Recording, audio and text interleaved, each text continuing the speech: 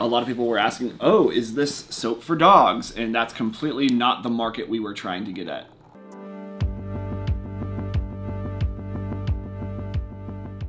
Hey guys, welcome back to my channel. On today's video, we're gonna do kind of an interesting one because we're gonna be talking about all of the mistakes that we have done in our business and what we did to correct them. And stick around to the very end because we are gonna be announcing the winner of our 20K giveaway. So stick around for that. If you're new here, welcome. My name is Jerica and Kale. And we are the Zimmermans, and we are both the owners and creators of Quench Soap, which is my company. And on this channel, we talk all about how we make our products, how we sell our products, and how we run our business. And we give tips and tricks like in today's video, talking about our mistakes, all of the successes, and we love to include you guys along with our journey. So if that is something that you're interested in, please subscribe. Are you excited for this video? I am. All right. It's going to be a great time going down memory lane. I know. Seeing all those times where we're like, wow, man, that we thought that was a great idea, but it wasn't. Turns out it wasn't. So.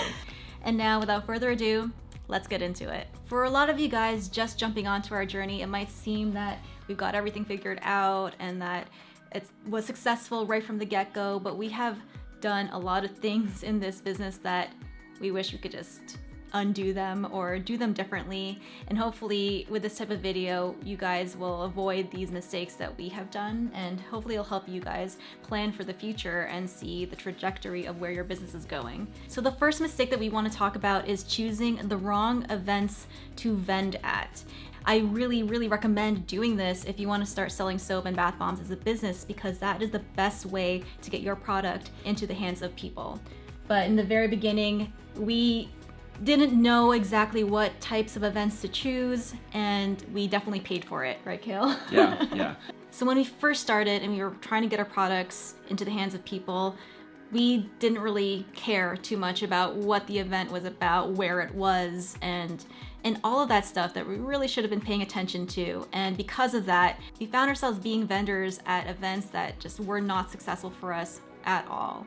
A big example of that is an event that we did in Barrie, and it was January. We didn't take into account the fact that the Christmas season was over, and we didn't take into account that we were doing this small event in a town that we don't live in, so we didn't have any local customer base that knew that we were there. Also, our social media was kind of small, so we were really relying on the traffic going to that event alone in order to make sales. So we get there, and it was really a huge bust for us because it was right after Christmas. People weren't buying our products, and even though we had a really nice display and a lot of people commented on our display, we actually walked away from that event in the red. Do you remember how much we made that day? I think it was in the 50s or 60s. It wasn't very much at all. And it cost us to be at that event $100 or $100 or so. So that's another thing you want to pay attention to, is how much it actually will cost you to be there and whether or not that investment is going to be worth it. And the way to figure out whether or not that investment is going to be worth it is to look at past years where that event is being run, see how many people actually attended that event, see the type of vendors that are vending at that event, and to see whether or not it's going to be a good fit for you and your company and your products. I did none of that. We didn't do any research at all. And when we did do that event, we were the only soap makers there, and it was really more of a networking event. Yep. It was, the best way to describe it was other women business owners who were coming together to talk about women in business, which if you're going there as a spectator, that's an awesome place to be, but people weren't going there necessarily to buy products. They were just going there to network amongst people. Yeah. Which is a great subject, and happy International Women's Day, by the way. Oh yeah, happy International Women's Day. That's today is March 8th, so by the time this video is released tomorrow, it won't be, but happy International Women's Day. But back then, back in January, we were just happy to really be there, to enjoy the speakers that were there. In terms of sales, it was a complete bust. So there was that event, and then what else? We did an event later on in this later that spring, there was an Easter event. No, it's the Valentine's Oh, Day. that was at a a resort type place, which was about an hour away from us. And you have to really factor in so many different variables. It was a long way for us. It was over the course of 2 or 3 days, so it was driving there and driving back each of those days. Yeah, and over the course of those 2 days or 3 days, we forget now, it was around $160 to vend at that event. And again, keep in mind that it is February, not a great time to be selling our types of products, and in a town that we knew nobody in, so no local customer base, and didn't do the research to see how well attended this event was in previous years, and no research into the types of vendors that were vending at this event. So we kind of went into this blind and paid for it dearly because that was another bust event. It was so bad. It was terrible. Yeah, it was sparsely attended. No one came. And I think one of the things as well to pay attention to is whether or not the vendors are similar in your branding as you are. And what I mean by that is we had a few vendors that at that event that were, what's the word? MLM? Multi-level marketing. Like they were selling multi-level marketing type products, which, you know, if you choose to do that, there's nothing wrong with that. But in terms of an event, you as a handmade artisan, it's not the best fit. It really isn't, because those types of events that are having vendors like that are attracting customers that aren't really your customer. So keep that in mind. When looking at events, you really want to be honing in on events that are curating their vendors, and their vendors are hand-selected by a panel. That is the type of event that you should really be wanting to get into. And sometimes knowing what other vendors are going to be there isn't out there completely for you to see. So just an inquiry to the organizer or to the body that's putting it on is sometimes all it takes to just glean a little bit of information. Yeah. Don't be afraid to ask the event organizer questions about that kind of thing, about the traffic, about the vendors that are going to be there, what type of traffic they expect to get. All of that stuff is relevant questions, and if the event organizer is hesitant to answer those questions, that is a red flag and you should run away. And to continue summarizing, avoid events that might have vendors that sell MLM type products, and choose events that are local to you so that any customers that do buy from your brand can buy from you again and know where to find you again. The next mistake that we did as a company is provide way too many scent selections. I know in the beginning it's so tempting to be that company that offers it all. 2 types of lavender scents. Yep, that's us.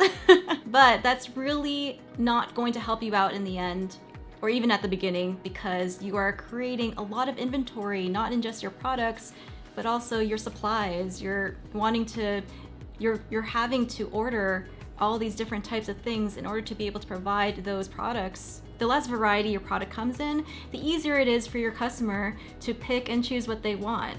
And we found that with some of our products that offer less scent variations, those sell pretty consistently, and we don't really get requests from people asking to add a scent into that product. Our shampoo line is a good example of that. We have shampoo in 5 different scents, and they sell pretty regularly. So now I think we're in the phase where we're trying to cull the scent varieties in our soaps. There's way too many. Bath bombs even too, we have way too many. And I think that's a mark of a higher end brand too. A lot of higher end brands don't offer a whole lot. They offer a very select, curated few scents and colors and fragrances. So that's something to keep in mind. Yeah, I can't even remember somebody requesting a shampoo bar in a different scent than what we have. Yeah. Maybe Muskoka Woods. Maybe that might be the only one. And having too many scent selections also makes it so complicated for selling online as well, because for each product, that's you having to create a listing for that product and that scent. And it's way too much for you to maintain. That alone has deterred us from creating a new scent of something or take an existing scent from one product and switching it over to a different product. That alone has prevented us from doing it. So each product requires a product listing picture that needs to be taken. Each product scent needs a description, and each product requires its own price and variation. There's just a lot to keep up with. So the more simplified your product line is, the better it is for you as a company. So that is something that we highly recommend doing. Big time. The next mistake is one that I made, because this company started off as my brainchild and my pet project, and it was me who came up with our original company name, and I designed our company logo. And if you guys are curious, our company, Quench Inc., started off as the Bassett Soapery, and even our logo was so complicated. Do you want to grab a... Yeah, I'll show you guys what it looks like. And with that name, as you can imagine, we didn't think of this before, but a lot of people were asking, oh, is this soap for dogs? And that's completely not the market we were trying to get at. You see, there's like this dog here, and this is our whole logo and company name, and then the scent was down here. And you know, this looked really cute, and people were drawn to it, but like Hale mentioned, the whole dog concept wasn't really great for marketing purposes. People were kind of confused about what our company was all about. Mm-hmm. So I definitely don't advise having a very long, complicated company name and logo. What we found was, once we changed our name completely to be one word, and once I found a design for a logo that was so simple, it was literally like an icon of a leaf, that's when our sales really started to go up. People could focus on the actual product and not be so consumed about wondering why we're called the Bassett Soapery and why there was a dog silhouette on our product labels. Yeah. Yeah, you really simplify. Just one word, one syllable. Quench. Yeah. It's easy. It's nice. And if you were to look at other companies that are doing really well, you won't find very long, complicated company names. And all of their logos are very simple. And the reason why is because the simpler your logo is, the more memorable that logo is. I have an example of this. We did a trivia night with our friends. We do it virtually now due to the illness that's going on. We have our bi-weekly trivia nights, and one of the questions was a whole list of logos. And we were asked to figure out which companies were attached to which logos. And there was this one logo in particular that I saw it and I recognized it, but I didn't right away know what it was. And after a little bit, I realized it was Rolex's crown logo, which is so crazy because I've never looked at a Rolex watch very closely. I've never really been interested in Rolex as a company. I'm not a Rolex. I'm not their target customer. Neither have I. But somehow I recognized that logo. So that is the power of extremely simple logos. Keep it simple. I know it might be really tough to hone in on what design you want. At that point, you might want to take on a graphic designer and pay them to do it. People are doing it so cheaply these days, so you can go there and start there. But honestly, just finding an icon. Canva.com is an awesome resource for finding icons. That's actually where I found my company logo. So that's a place that you should start at if you are wondering where to go to figure out what your logo is going to be. Keep it simple, and also remember, the simpler it is, the easier it will translate onto things like different types of products. For example, a lip balm or a shampoo bar, or different shapes. Think about that too. Yeah, the longer the name, the smaller those words are going to be on that small product. That's for sure. Yep, exactly. And the next thing that we wish that we would have done a little sooner in our journey was talking to an accountant earlier. So getting an accountant should really be done as soon as you're starting to see some consistent sales. And it doesn't have to be to the point where you're making a profit. That actually can take years. But if you're starting to get consistent sales either through Etsy or through Shopify or through in-person farmers markets or events, every time a transaction takes place, you need to be keeping track of that. And the sooner you do it, when your sales aren't that big or the amount of transactions aren't that large, the simpler it will be for you once that number starts to grow and grow and grow. The case for us is we really started to pay attention to that only after our sales numbers have kind of exploded. So now it is a lot to do and a lot to deal with. a lot of spreadsheets, a lot of going through each transaction line by line, each shipping label we have to go through to figure out which provinces we are collecting sales tax on and which provinces are not, which transactions are in the States and which ones are in Canada. All of those need to be recorded and looked at, and we're trying to figure out a way to do it easier and faster. If we had consulted with an accountant earlier on, we would have been able to get the advice to get us on the right track, to set us up for success later on once we got to this point. So when you're small and you're starting to make steady sales, talk to your local accountant, because tax laws and tax codes change from province to province, state to state, country to country.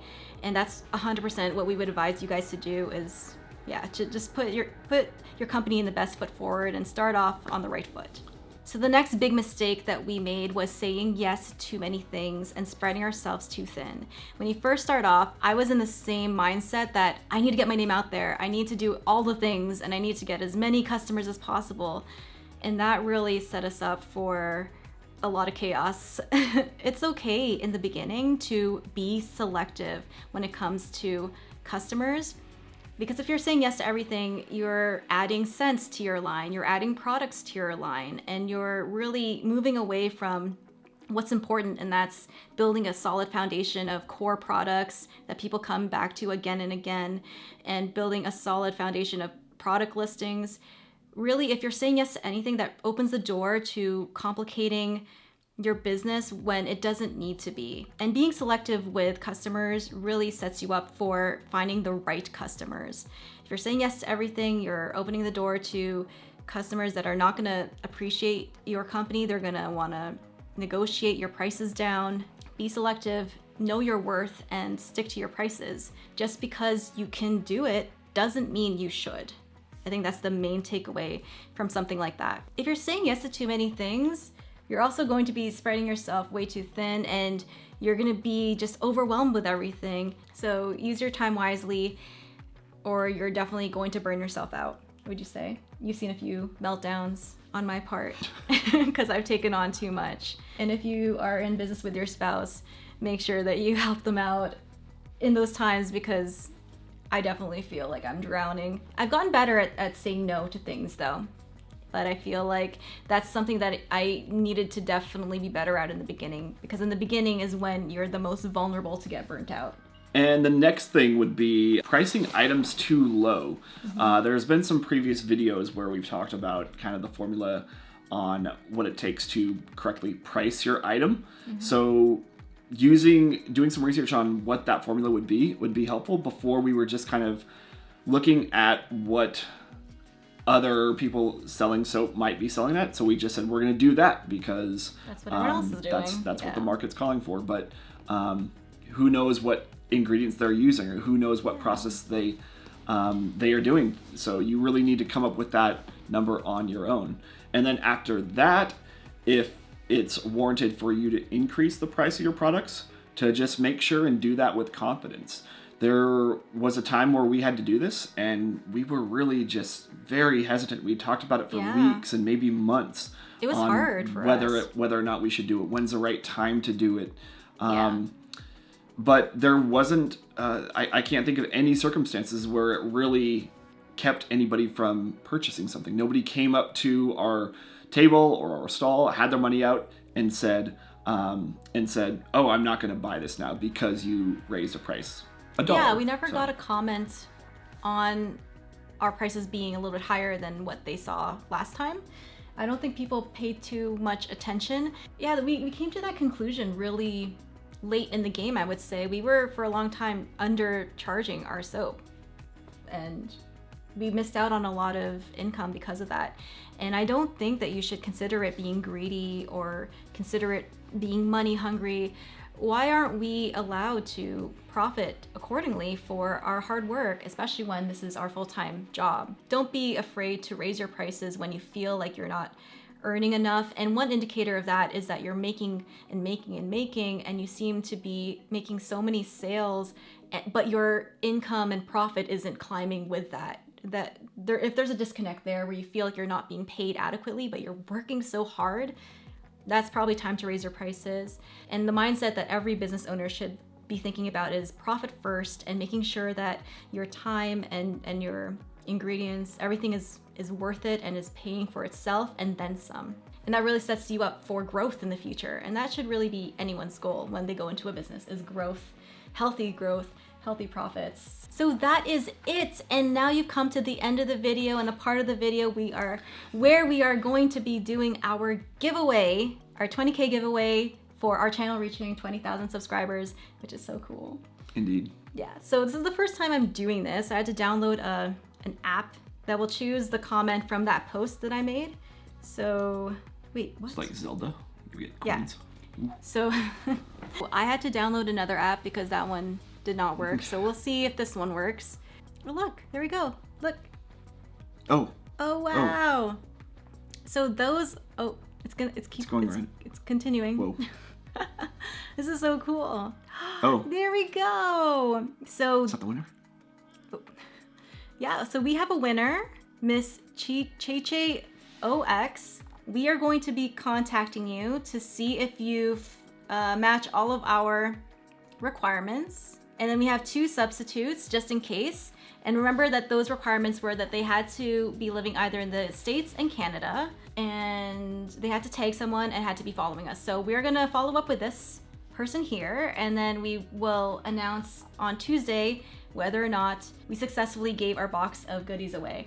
But thank you so much to everyone who participated, and we really hope that you guys continue to stick with us on our journey, because there will be more giveaways in the future as we reach more milestones. And everyone who supports our company and purchases our products, thank you guys so much. We have had some hiccups with Canada Post due to COVID that were beyond our control. We are so sorry for that, but anyone who has been affected by that has been so understanding. You guys are just so awesome. Love you guys. And until the next video, keep smiling, keep being awesome, and we will see you guys in the next one. Bye, guys. Bye.